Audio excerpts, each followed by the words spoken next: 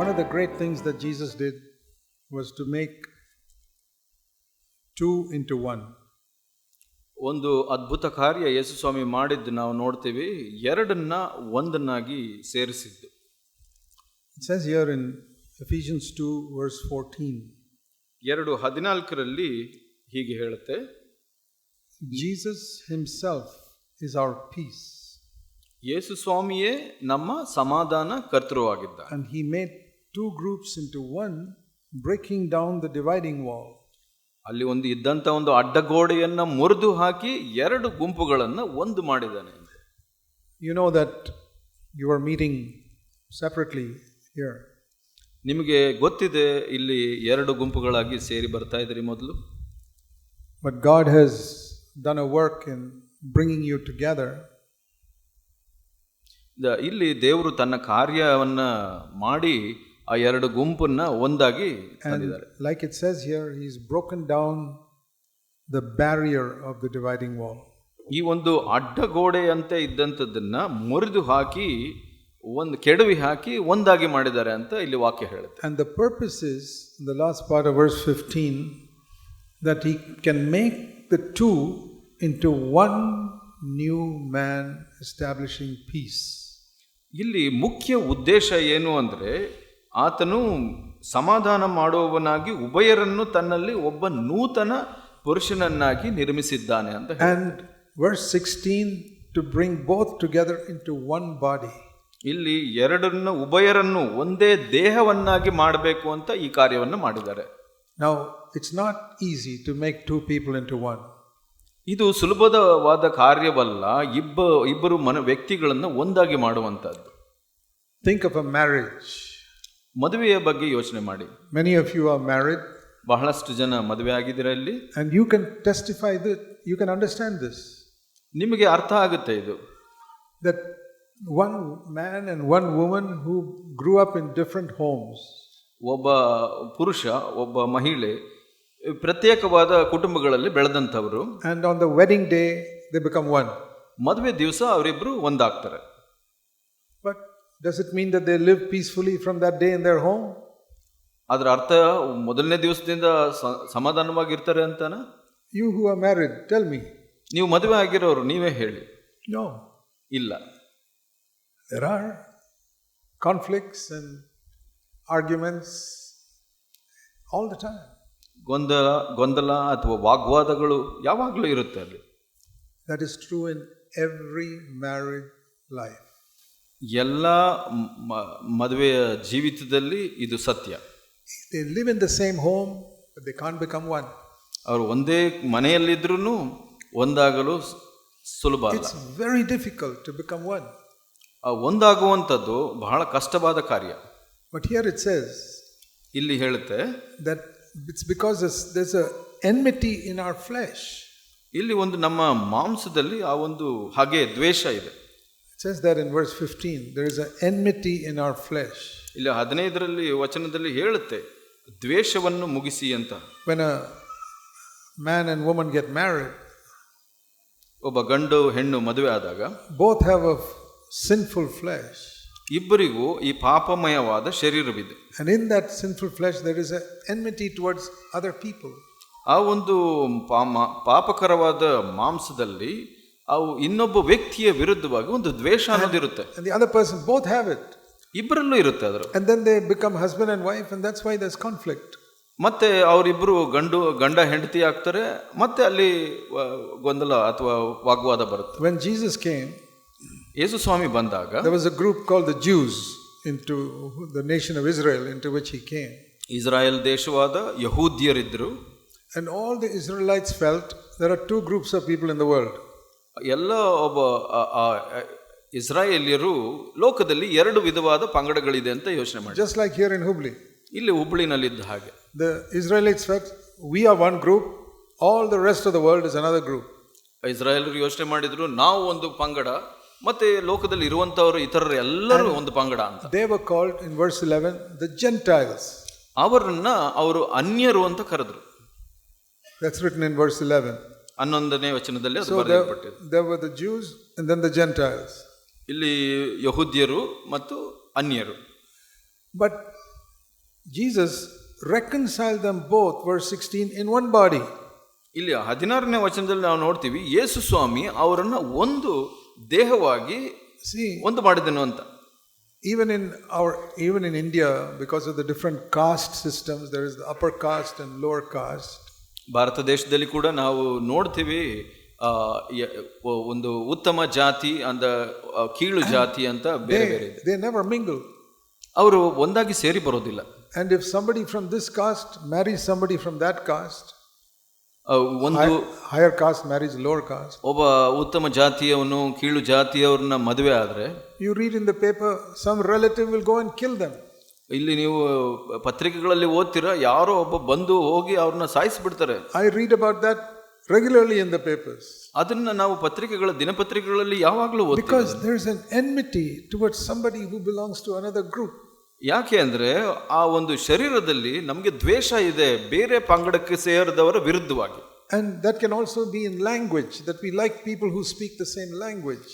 ಅದು ನಮ್ಮ ಭಾಷೆಗಳಲ್ಲಿ ಕೂಡ ಬರಬಹುದು. ನಾವು ಬೇರೆ ಭಾಷೆ ಮಾತಾಡೋರನ್ನ ಇಷ್ಟಪಡದೇ ಇರಬಹುದು.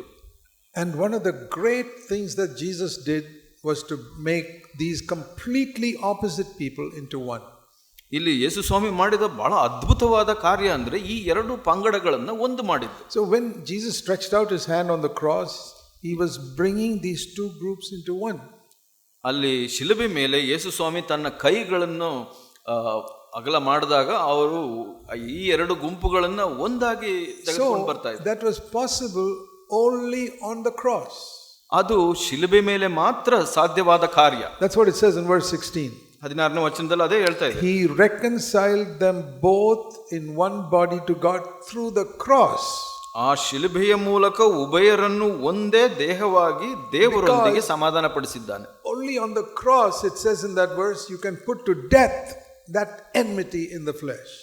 ಅಲ್ಲಿ ಆ ವಚನ ಹೇಳುತ್ತೆ, ಶಿಲುಬೆ ಮೇಲೆ ಮಾತ್ರ ನಾವು ಈ ದ್ವೇಷವನ್ನು ಸಾಯಿಸಬಹುದು ಅಂತ. If you don't take up the cross, that enmity will remain. ಆ ಒಂದು ಶಿಲುಬೆಯನ್ನು ಎತ್ಕೊಳ್ಳಿಕ್ಕೆ ಯಾರಿಗೆ ಸಾಧ್ಯ ಇಲ್ಲ, ಅವ್ರ ದ್ವೇಷವನ್ನ ತೆಗಿಲಿಕ್ಕೆ ಸಾಧ್ಯವಿಲ್ಲ. How can two people become one? ಇಲ್ಲಿ ಎರಡು ವ್ಯಕ್ತಿಗಳು ಒಂದಾಗೋದು ಹೇಗೆ? When he has got an enmity, he has got an enmity. ಈ ವ್ಯಕ್ತಿಗೆ ದ್ವೇಷವಿದೆ, ಇನ್ನೊಂದು ವ್ಯಕ್ತಿಗೂ ದ್ವೇಷ ಇದೆ. And now they are married and they come together. ಅವರಿಬ್ಬರು ಮದುವೆ ಆಗಿ ಒಂದಾಗಿ ಬರ್ತಾರೆ. Or in a fellowship, two different groups come together. ಇಲ್ಲಿ ಒಂದು ಅನ್ಯೋನ್ಯತೆಯಲ್ಲಿ ಎರಡು ಗುಂಪುಗಳು ಒಟ್ಟಾಗಿ ಬರ್ತಾರೆ. In a fellowship there are people of different castes. ಆ ಒಂದು ಅನ್ಯೋನ್ಯತೆಯಲ್ಲಿ ವ್ಯತ್ಯಾಸವಾದ ಒಂದು ಜಾತಿಗಳಿರುತ್ತೆ, different languages, ಇತರೆ ಭಾಷೆಗಳಿರುತ್ತೆ. How can they become one? ಅವರೆಲ್ಲ ಒಂದು ಆಗೋದು ಹೇಗೆ? Only if both of them take up the cross. ಅವರು ಶಿಲುಬೆಯನ್ನ ಎರಡು ಗುಂಪಿನವರು ಶಿಲುಬೆ ತಗೊಂಡ್ರೆ ಮಾತ್ರ ಇದು ಸಾಧ್ಯವಾಗುವಂಥದ್ದು. Because it says here in verse 16, in the cross the enmity is put to death. ಇಲ್ಲಿ 16ನೇ ವಚನದಲ್ಲಿ ಹೇಳುತ್ತೆ, ಶಿಲುಬೆಯ ಮೇಲೆ ಮಾತ್ರ ಆ ಒಂದು ದ್ವೇಷವನ್ನ ಸಾಯಿಸಲಿಕ್ಕೆ ಸಾಧ್ಯವಾಗುತ್ತೆ. Whenever some tension still remains in a marriage or between two brothers, ಇಬ್ಬರು ಸಹೋದರರಾಗಿರಬಹುದು ಅಥವಾ ಕುಟುಂಬದಲ್ಲಿ ಆಗಿರಬಹುದು, ಆ ಒಂದು ವೈರತ್ವ ಉಳ್ಕೊಂಡ್ರೆ there is only one reason. ಅದಕ್ಕೆ ಒಂದೇ ಒಂದು ಕಾರಣ ಆಗಿರುತ್ತೆ. Either one of them or both of them are not taking up the cross. ಅದರ ಅರ್ಥ ಏನಂದ್ರೆ, ಅದರಲ್ಲಿ ಒಬ್ಬ ವ್ಯಕ್ತಿ ಆಗಿರ್ಬೋದು ಅಥವಾ ಇಬ್ಬರು ಆಗಿರ್ಬೋದು, ಶಿಲುಬೆಯನ್ನ ತೆಗೆದುಕೊಳ್ಳಿಕ್ಕೆ ತಯಾರಿಲ್ಲ. But I have discovered that when we take up the cross, we can be at peace with everybody. ನಾನು ಕಂಡುಕೊಂಡಿರೋದು ಏನು ಅಂದ್ರೆ, ಎಲ್ಲಿ ಶಿಲುಬೆ ತೆಗೆದುಕೊಳ್ತಾರೋ ಅಲ್ಲಿ ಸಮಾಧಾನವಿರುತ್ತೆ. We don't have to agree with everyone. ನಾನು ಹೇಳ್ತಿರೋದು ಎಲ್ಲರ ಒಟ್ಟಿಗೆ ನಾವು ಒಪ್ಕೊಳ್ಬೇಕು ಅಂತಲ್ಲ. A husband and wife can become one even if they don't agree. ಗಂಡ ಹೆಂಡತಿ ಅವರು ಕೆಲವಾರು ವಿಷಯಗಳಲ್ಲಿ ಒಪ್ಪಿಕೊಳ್ಳದೆ ಇದ್ರೂ ಅವರು ಒಂದಾಗಬಹುದು. That's a wonderful unity, where they are different but they agree. ಅದು ಬಹಳ ಅದ್ಭುತವಾದ ಐಕ್ಯತೆ. ಅವರು ವ್ಯತ್ಯಾಸವಾಗಿದ್ರೂ ಐಕ್ಯತೆ ಇರುತ್ತೆ. See the human body, for example. ಉದಾಹರಣೆಗೆ ನಮ್ಮ ಶರೀರವನ್ನು ನೋಡಿ. If you look at these two hands, they are exact opposite of each other. ಈ ಎರಡು ಕೈಗಳನ್ನು ನೀವು ನೋಡಿದ್ರೆ, ಹಸ್ತಗಳನ್ನ, ಅದು ತದ್ವಿರುದ್ಧವಾಗಿದೆ ಪೂರ್ಣವಾಗಿ. In this hand, the thumb is on the left side ಈ ಕೈನಲ್ಲಿ ನಾವು ನೋಡ್ತೇವೆ ಬಲಗೈಯಲ್ಲಿ ಎಡಗಡೆ ಇದೆ ನಮ್ಮ ಹೆಬ್ಬೆರಳು. In this hand the thumb is on the right side. ಈ ಕೈನಲ್ಲಿ ನಾವು ನೋಡ್ತೀವಿ ಹೆಬ್ಬೆರಳು ಬಲಗಡೆ ಇದೆ. But when they come together, because of that it is perfect. ಅದು ಇಬ್ಬರು ಎರಡು ಜೊತೆಗೆ ಬಂದಾಗ ಅದು ವ್ಯತ್ಯಾಸವಾಗಿ ಇರೋದ್ರಿಂದ ಒಂದಾಗುತ್ತೆ. Now if God had made this hand exactly like this hand, ದೇವರೇನಾದರೂ ಈ ಹಸ್ತವನ್ನ ಇದೇ ತರ ಮಾಡಿದ್ರೆ ಬಲಗೈ ಕೂಡ it would have been like this. ಇದು ಹೀಗಿರ್ತಾ ಇತ್ತು. Then how can you put it together? ಅದು ಒಂದಾಗಿ ಸೇರ್ಲಿಕ್ಕೆ ಸಾಧ್ಯವಾಗ್ತಾ ಇರಲಿಲ್ಲ. But God has made it opposite so that they can come together perfectly. ದೇವರು ಈ ವ್ಯತ್ಯಾಸವಾಗಿ ಯಾಕೆ ಮಾಡಿದ್ದಾರೆ ಅಂದ್ರೆ ಅವರು ಒಂದಾಗಿ ಬಂದಾಗ ಪೂರ್ಣವಾಗುತ್ತೆ. That is a little illustration of how God brings people who are different and makes them one. ಅದು ಒಂದು ಚಿಕ್ಕ ಚಿತ್ರಣ. ದೇವರು ಒಬ್ಬ ವ್ಯತ್ಯಾಸವಾಗಿ ಸೃಷ್ಟಿ ಮಾಡಿದ್ರು ಜೊತೆಯಲ್ಲಿ ಬಂದಾಗ ಹೇಗೆ ಐಕ್ಯರಾಗಬಹುದು ಅಂತ. That is the testimony in the church. ಅದು ಸಭೆಯಲ್ಲಿರುವಂತ ಒಂದು ಸಾಕ್ಷಿ. And we have proved it in Bangalore for 43 years.